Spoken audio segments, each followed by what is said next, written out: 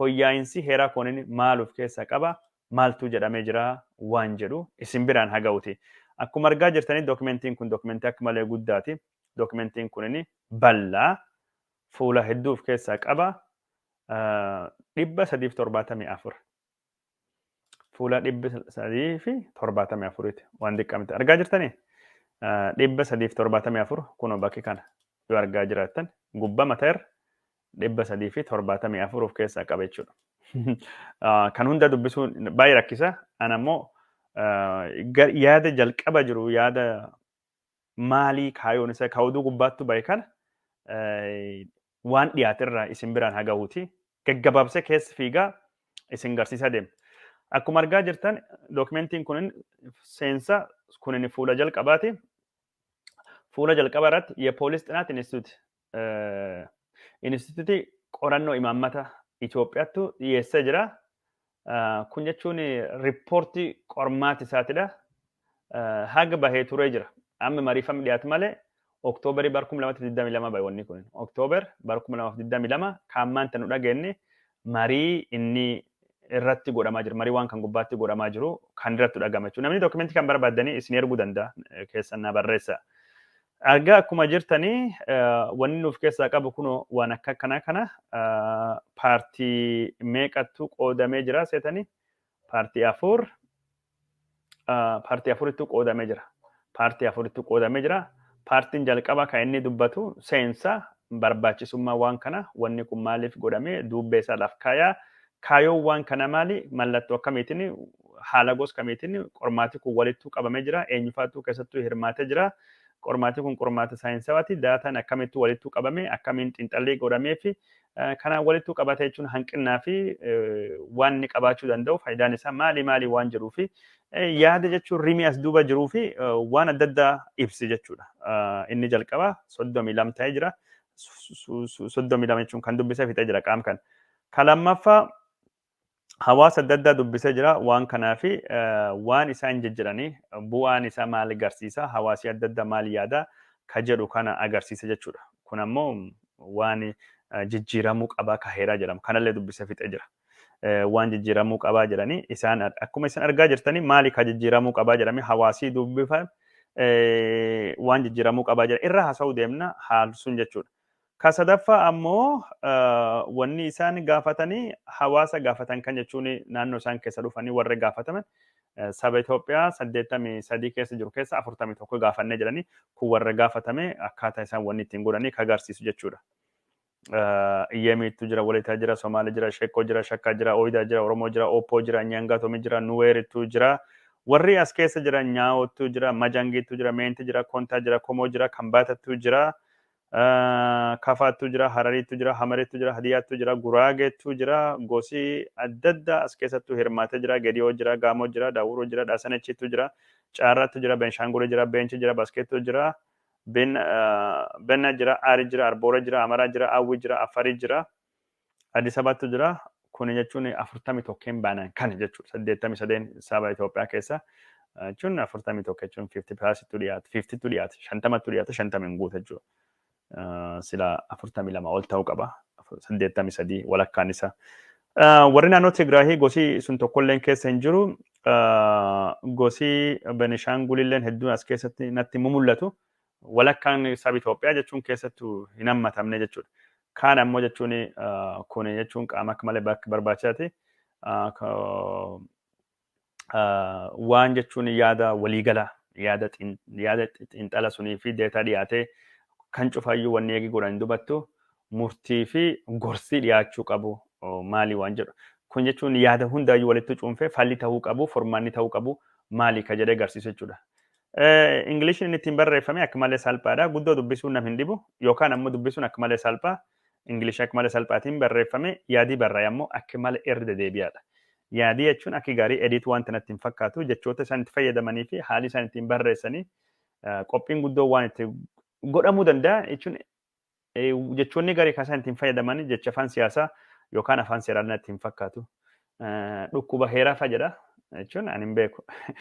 Namni waan kanaan deemaa jiru hogganaanii Profeesar Bayyenee Phexroositi inni dooktorii fayyaa saayinsii baayoloojiti. Maybe Kanaafuu rakkoo hundaayyuu ija dhukkubaatini akka nama wallaansa tokko laaluu dandaya. Maybe yaada ce'umsaa yaada ka'umsaa inni barreesse warri kaaliin akkasitti jechuu dandaya.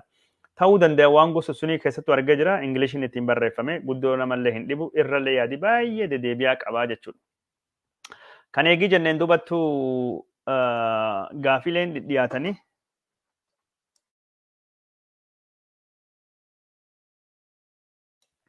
kan eegii jenneen dubattuu gaafileen dhiyaatanii maali ka jedhu gaafini dhiyaachuu qabani gaafini heeraa fooyyaa'iinsi jedhamu kun as keessattuu paartituu kan keessa jirtu wanni guddaan isinii mul'achaa jiran na hordofaa jirtanii waliigalaa jirraa waliigalaa jirra yaada keessan barreessa yoo isin dhagayaa jiraattanii yoo waliigalaa argaa jiraattan yaada keessan na barreessame. Okay, gaafileen gurguddoo jedhaman akka yaada kiyyattu bakki mariin keessattuu kahee irrattuu mari'annaa jiran keessa tokkini paartituu kana. Paartituu keessatti paartiwaanii jechuun dhiifamna godha.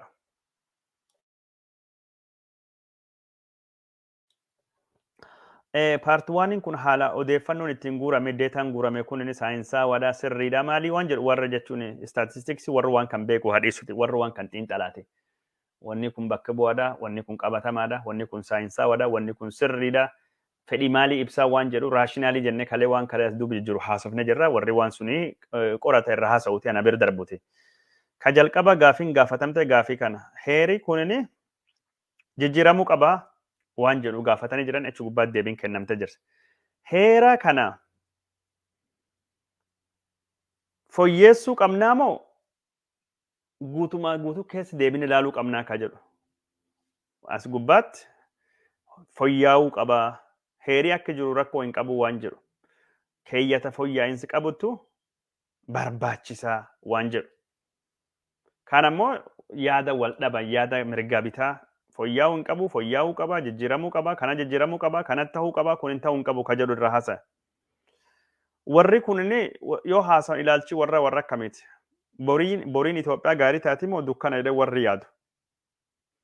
Waan gosuni warri ilaalchi jechuun boriin Itoophiyaa ifa ta'uutti deemoo warri fooyyee moo dukkanooyyee jennee gaafa duraan dubban. Warri jechuun abdii qabamoo heerii kun jechuun fooyyaa'ee biyyittii kun akka biyyattu haa ta'e ce'uu dandeettii immoo lakki biyyittii kun hin diigamtee waan gosuni cufa laf kaanii jiran. Kanaafuu gara waan kanattuu deemnee keeyyati heeraa yookaan qaamii heeraa ka jijjiiramuu qabu kamii jedhanii waan gaafatan asirra kakaase kana. Tokkoffaa wanni jijjiiramuu qabu seensa heeratti jijjiiramuu qabu preamble jechuun seensa heeraa kaayoo heeraa ka jalqaba kaasu sun kaayoon heerii kun dhaabbateef nuyi sabaa fi sablammiin ummattoonni Itoophiyaa jedhe jalqaba. We the nation, nationalities and people of Ethiopia. Akkas jira waan gosuni sun jedhe jalqaba hin agarre jechuun. Tokko sun. Kaan ammoo mallattoo alaabaati. Alaabaan sun irra mallattoo jiru ambaashaa ka warri ittiin jedhe jibbu mallattoo bulee urjii keessa jirtu sun ka mallattoo ambaashaati mallattoo illimunaatiti saatinaayiliiti maalii akkasiiti jedhanii duuri guddaa irratti godhanii warri lumuuxii falman sun jechuudha. Kaan ammoo keeyyata 8 keeyyati 8 ammoo sabaa fi sablammiin Itoophiyaa birmadummaan isaaniin ibsamaa ka jedhu. Tiriyaambilii walitti dhiyaata. Shanaffaan ammoo afaan hojii ka mootummaa federaaliiti kun Oromoof baay'ee barbaachisa keeyyati 5. Jahaffaan ammoo daangaa afaanii fi eenyummaa irratti hundaa'e sun of keessaa qaba. Keeyya 39 bakka sadiitti qooda fottoqu ka jedhu fi kaalleen ni jirta isin garsuu deema. Paartii maqaa siyaasatiin dhaabbattu dhimma Finfinnee wanni isaa kan jechuudha. Dhimma Finfinnee wanni isaan dhiyeessanii wanni isaan kaayan waan gos kanaati. Amma duuba waan kan cufa irratti yaada adda addaa guuranii jiranii yaada kanallee saba adda addaatiin bakkattuu babaasanii sabni kun maal deeggara sabni kun maal jedha sabni kun yaada akkamii dhiyeessaa ka jedhu laf kaayanii jiranii giraafiksiin kalee isin agarsiise sun kana. kunam yaada jijjiiramu irrattu hedduu akkuma agartan sabaa fi sablammiin biyyi suni yaada isaan kennatanii giraafiksiidhanii akkasittu lafkaa yeroo biraa giraafiksii kaleerra waan dubbadhee jiruu fi amma irra deebi'ee hin dubbadhu. Ka jalqaba waan isaan dhiyeessan keessa bakki falmiin ka preamble seensa heeraatiidha. Seensi heeraa yookaan jalqaba heeraa irrattu waan ka'e we the nations, nationalities and people of Ethiopia nuyi sabaaf sablammii fi ummattoota Ethiopiyaa ka jedhuu fi historical and just relationship hariiroo cunqursa hariiroo seena hariiroo cunqursa yookaan seena hariiroo haqi hin qabne hariiroo haqi hin qabne jidduu jira waan jedhu san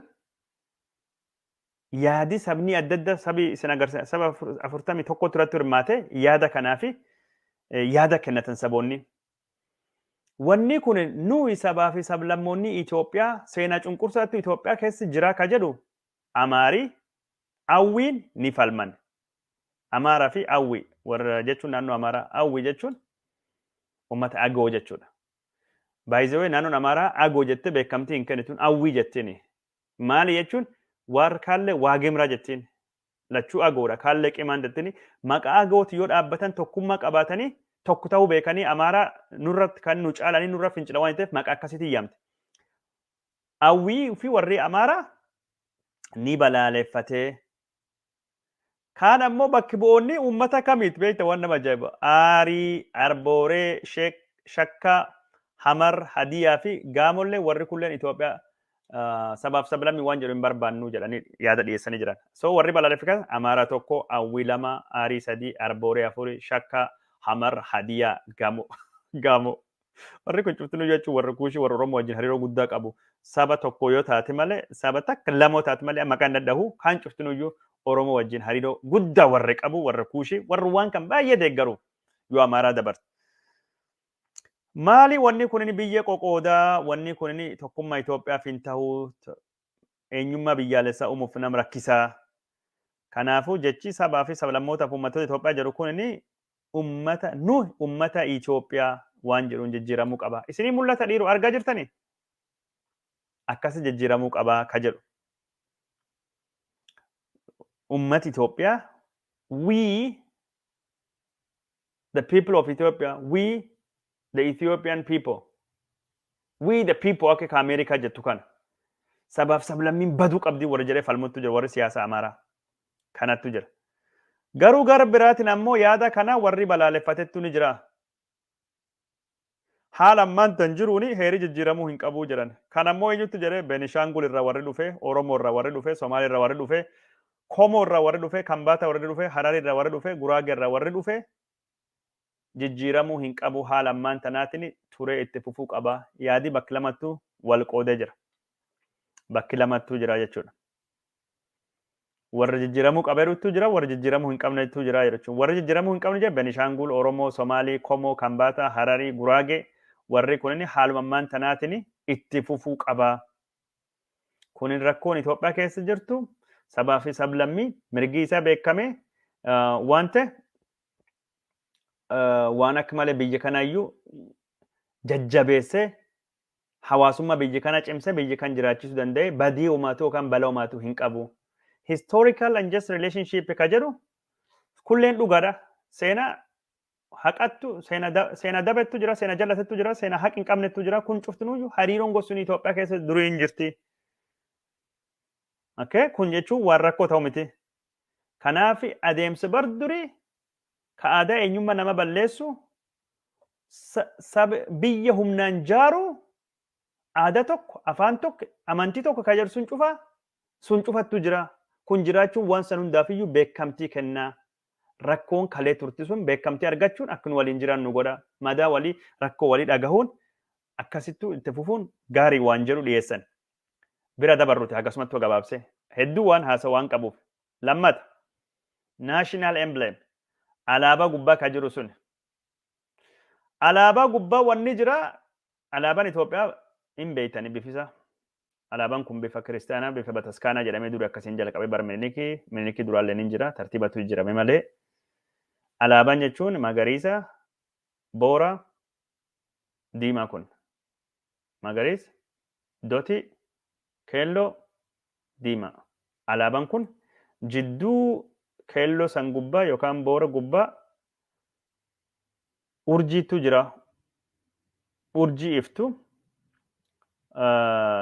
geengoo bulee irra jirti mallattoo walqixxummaa sabaaf sablammii amantii Itoophiyaa agarsiiftii ka jedhamu mallattoo federeeshiniitidha geengoon buleen bifa heeraatidha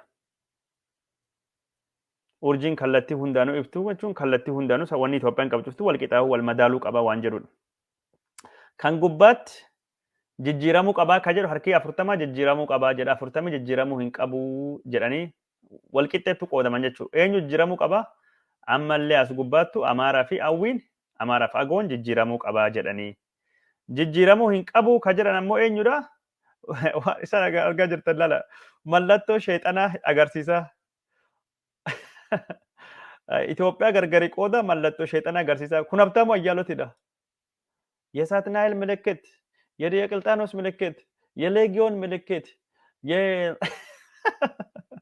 የኢሉሚናቲ ምልክት እኔ ሀሳዋ ቱረን በዓለማችን ላይ ሁለት ባንዲራዎችን ብቻ ናቸው የኢሉሚናቲ ምልክት ያላቸው የኢትዮጵያና የሞሮኮ ኡርጂ ኢሉሚናቲ ኡርጂ ሸይጣናት ይላል ዋቅ ጀራትን ሁሉ ሸይጣን ጀላ ቡላ ጀዳይ ወሬ ትግራይ ክርስቲያን ከሰሩ ፈን አካስ ጎዳኒ ማለት ወራ አካስ ወደሰንቹ ወን አካሲቲ kun cufta achitti dhiyaatee jira Benishaangulii fi Oromoo fi warri bira lakkee wanni kun jijjiiramuu hin qabu ka jedhu.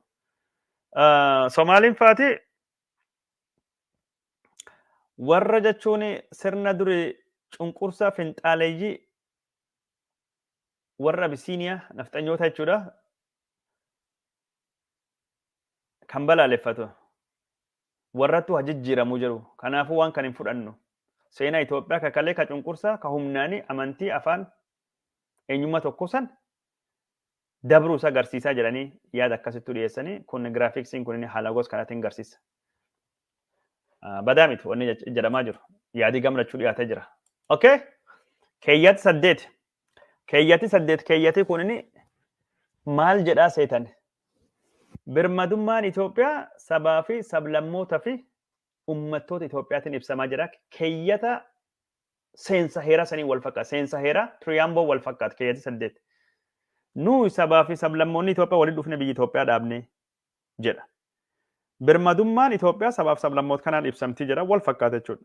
Kanallee keeyyata kana warra balaaleffatetu jira. Warri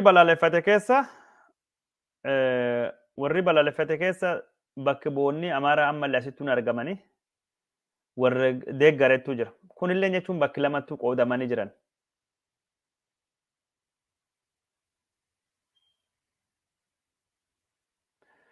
Garuu murtiin asitti darbe kun jechuun ka jalqaba Awwii fi Amaaraa maali uummattoota kibbaa suni maqaa dhoofne warri ni balaaleffatanii sabaaf sablammummaa uummata Itoophiyaa jechuu qabaa ka jedhan sun dubbatanii Oromoon faati Somaaliin faati Harariin faati ammoo lakki akkuma kanatti hafuu qabaa ka jedhan yaada kennatan jechuudha. Kan eegi jenne kan bir dabarree afaan hojii irra dhaqqabna. Afaan hojii keeyyata 5 jechuudha. Alaabaan keeyyata 3 jechuudha. Afaan hojii irrattu maaltu jira? Afaanii hojii mootummaa federaalii ammaan tan afaan Amaaraa qofa. Afaan lammaffaa barbaanna afaan hojii yookaan afaan bira dabaluu qabna waan jedhutu dhiyaate. Dabalamuu qabaa ka jedhu uummatii persentii 21tu dhiyaatu falmanii jiranii akka malee cimsanii uummatii persentii 24 23 ammoo isaaleen akka ta'u falmanii jiranii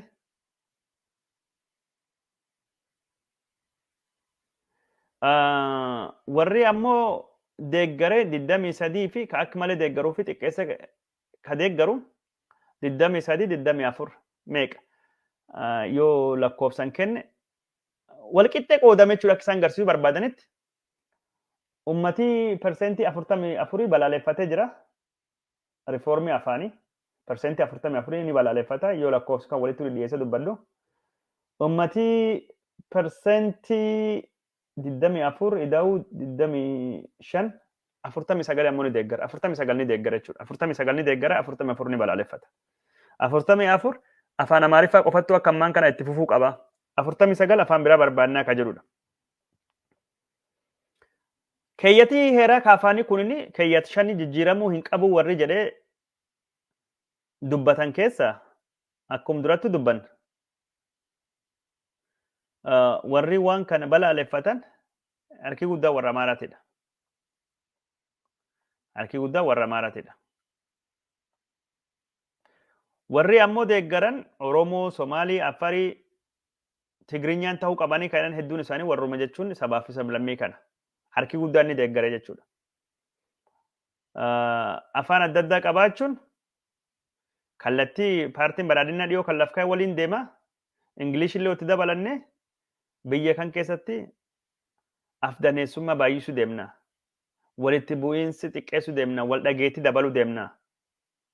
Hawaasummaa cimsina. Namu afaan ofii guddifachuu afaan isa guddachuun rakkoo wa tokko hin qabu. Waan jedhu dhiyeessan. Warri waan kana balaaleffatanii afaanii biratti dabalamuu hin qabu jedhanii harki guddinni isaanii waan Amaaraati. Haalli ammaan tan jiru itti fufuu qabanii afaan Amaariffaa qofa itti fayyadamuu qabna afaan federaalitii fi kun uummata tokko godha uummata eenyummaan gargar hin qoqoodu kanaafuu afaanii kun itti fufuu qaba afaan kanattu barbaachisa afaan biraatti dabaluun maali gatii guddaa qaba wal haasa'uu wal dubbachuu rakkoo communication rakkoo wal qunnamtii uumaa walitti dhufeenya hawaasii hedduu waliin qabu hammeessa baasii guddaa barbaachisaa waan kan hojiirra oolchuu fi afaan adda addaa afaan hojii godhuun hin ta'uyyuu hojjetuyyuu haala Itoophiyaa keessatti. Yoo afaan biraan maaliin filannaa yoo afaan biraa jennee yoo haala kamiin filannaa haala gosa kamiitiin afaanii kun filamaa afaan tokko dabaltee afaan biraa dabaltee afaanii biraallee jechuun gaafii hin dhaabbanne kaasaa kun jechuun yeroo ammaan tanattu rakkoo guddaa uumaa gaafii biraa kaasanii gaafiin kun ammoo gara sodaa gara walitti bu'iinsaa gara jeequmsaa deemuu dandeetti. Kanaafuu afaanii Amaariffaa qofti haa turu waan jedhan kan isaan kaasan. Waan afaanitiin wal qabate kana. Federeeshinii saba irratti hundoofte. Lafa jechuun federeeshinii saba irratti ijaaramte. Kunilleen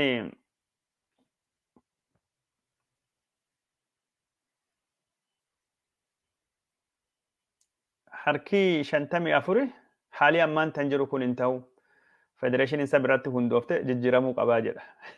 38 ammoo jijjiiramuu hin qabu jedha. Maaltu jira waan jedhu isinitti mufaan qormaatiif keessaa qaba. 54 jijjiiramuu qabaa federeeshinii ammaan tan jiru kun sirrii miti. 38 ammoo akkuma jiru kanatti turuu qabaa.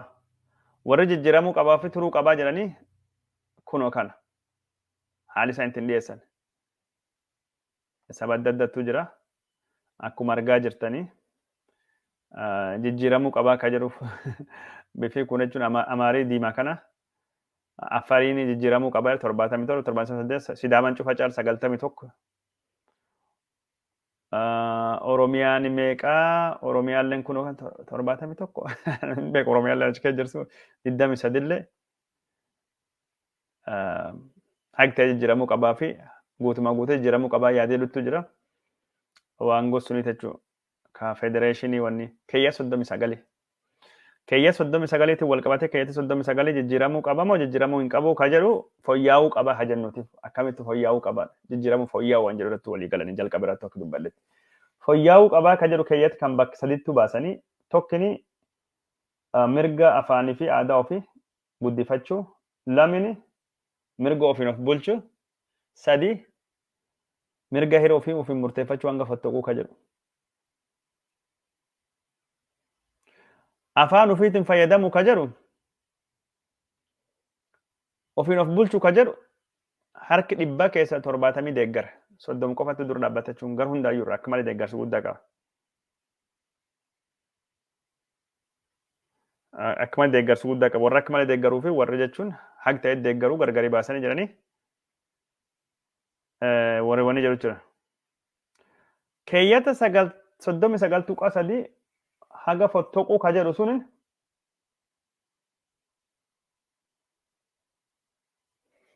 namni dhibbantaa keessa 54 ka warri gaafate fottoquu kana balaaleffatanii jiran 54.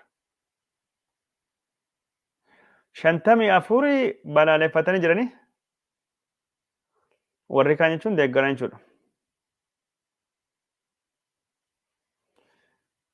Warri hirmaate jedhamu heerii kun akka inni jijjiiramu guddisanii gaafatanii jiran. Cimsanii gaafatanii jiran. Haala gosa kanaatiin dhiyaate jechuudha. Paartii isa biratti hundooftellee haalli isaa wal fakkaata.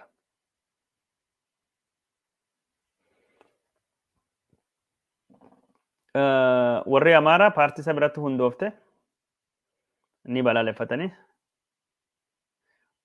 Oromiyaa fi Somaaliin ammoo paartii isa biratti hundoofte akka malee deeggaranii Oromiyaa keessatti harka 57 bakka bu'oota Oromiyaa bakka bu'oota Somaalii irraa harka 69 deeggaran. Finfinnee dhimmi Finfinneeti. Itti deebina boorem dhimmi Finfinneeti wal qabatee kunoo kanattu jira. Akka malee barbaachisaa. Dhimmi Finfinneeti wal qabatee haala Finfinneen ammaan tan keessa jirtu. Dhimmi Finfinnee haala ammaan tanaatiin itti fufuu qaba moo jijjiiramuu qaba akka jedhamu ka gaafatamu. Dhagaa kun waan akka malee gaariiti. Ka heeraa anqas 39 maali sulleen akka malee gaarii. Irra haasa'uu deemna yaada kiyyiin kennadhaa xiinxala kiyyiin kennadhaa irra dubbachuu deemnaa jechuudha. Yeroo biraa. Amma yaaduma achi keessa jiru isin dhiyeesse. Dhimma Finfinneeti wal qabatee yaadii jirulleen akkuma kaanii yaaduma warra biraa falmii qaba.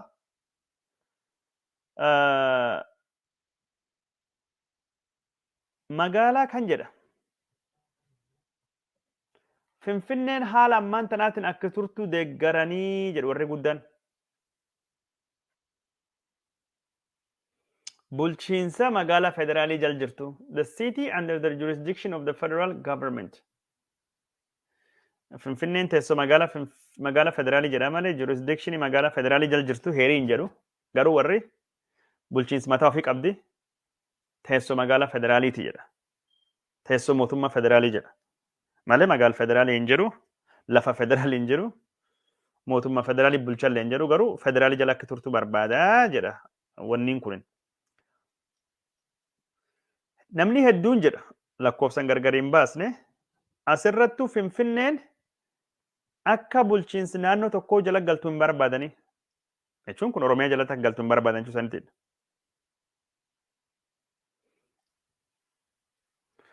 Kanaaf namni hedduun jedha Finfinneen haala ammaan tana irraa akka jijjiiramtu hin barbaadanii.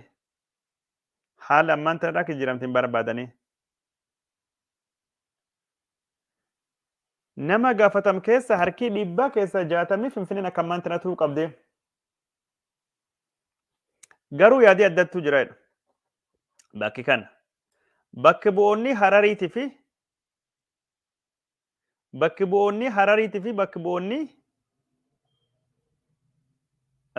bu'oonni Hararii yaa jedhuti. Bakki bu'oonni Hararii akka malee Finfinneen Oromiyaa fi mootummaa federaalitiin buluu qabdi. Isaan qofattuu waan kan jedhasitti. Hararii waan jette Finfinneen Oromiyaa fi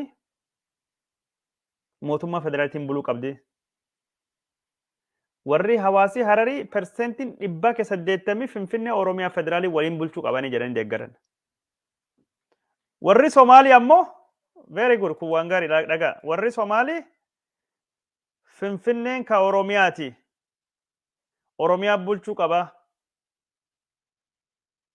Harki 70tti warri dhiyaatu kan naannoo Somaalii dhufan Finfinneen ka Oromiyaati Oromiyaa bulchuu qaba. Maa wal falmitanii. Finfinneen ka Oromiyaati Oromiyaa keessa qabdi.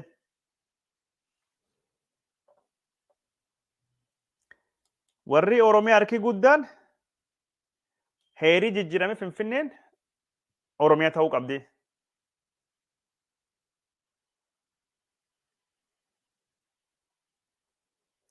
Kanaafuu warri Oromiyaa harki 70 heerii jijjiiramuu qabaa ka jedhu dhiyeessan.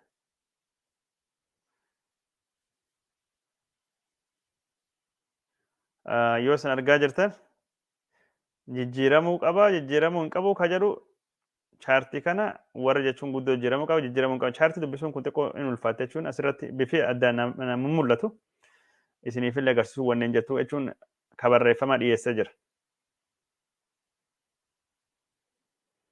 Harki guddaan Finfinneen akkuma jirtu itti fufuu qabdi. Somaaliin Oromiyaa ta'uu qabdi. Oromiyaaleen Oromiyaa ta'uu qabdi. Harariin ammoo Oromiyaa federaalii bulchuu qaba. Warri muuxannoo magaala Hararii jechuun Oromoo fi Hararii waliin bulchan sani irra kaa'an ta'uu danda'a. Diradhaawwan as gubbaa hin jirtu wani diradhaawwan dubbatamne hin kaane. Haala gos kanaatiin wanni dhiyaate. Waan biraa ammoo rekommendeeshiniin dhiyaate yaadi dhiyaate maal fakkaata akkam ta'uu deema akka jettu yoo barbaaddanii irra haasa'uu deemna. Ani jechuun wanni kun yaada kaa'umsaatidha. Yaada mariif ta'u, yaada wanniif ta'u, yaada kaa'umsaati. Yaadi kun yaada akka malee sodaachisaa of keessaa hin qabu, of keessaa qaba. Keeyyatti 39 jijjiiramuu qaba, maaliin jijjiiramuu qaba, akkas ta'uu qaba, maali waan jettan argitanii jirtan. Wanni an ammoo asirratti arge akka malee yaadii ammallee jiru faffacaawaadha. Yaadii ilaalchi gosa tokko qofti doomineetu gonatti hin fakkaatu. Warri Amaaraa jechuun afaan dabalatallee afaan Oromoo akka ta'u barachuullee hin barbaadanii gaafum tokkollee garachirra ka dhufanii an hawwii warri agoo sun jechuun warra Amaaraatti ture ganaaf fakkaata yoo taate akkas yaadan jedhee yaada isaan qaban yaada akka malee wanni ta'u jechuudha yaada nama sodaachisu. Kanaaf rekommendeeshinii maali ka jiru boritti deebinee irra haasofna irruma deebinee haasofna. Kanaaf wanni ani jechuu barbaadu wanni an dubbadhu kun heerii fooyya'uu qaba. Keeyyanni kun fooyya'uu qaba jedhanitu jira. Sodaan qabu Oromiyaa didiignaa warri jedhutu jira. Maali akkas goona heera akkasitti diignaa heera balleessinaa maali akkas goona warri jedhutu jira. Abiy Ahmed illee yaada gosa kanaa addeessaa ture. Biltsiginnaallee yeroo akkasitti waan gosa dubbachaa turte. Kaayoo sun warri qabu waan kan ittiin fayyadamuu danda'a. Itti fayyadamuu danda'a. Waan jedhu nan mul'ata. Garuu warri sabaa fi sablammiitiif warri Oromoo dhufanii akka gaarii ejjannoo Oromoo waan hedduu agarsiisanii jiran. Keeyya 39 fottoqu waan jettu waan dabarte. Fottoqu waan jedhu kun ka'uu qaba waan jedhu sun qofa. Keeyyata fooyya'uu qaba kan isaan guutuu jiran keessa fottoquun kun baduu qabaa namni waan jedhee gosuun uumanii jiran. Anam wanni kun Oromollee waan gammachiisu. Riformiin jedhamu kun Oromollee waan gammachiisu natti hin fakkaatu. Ameendimentiin baanan. Oromoo waan hin gammachiisneef abbaa biyyummaa Finfinnee naannoo akkasii waan jedhamu paartii saba maalii kan jedhamu kun hin deeggartu Oromoo hin aarti.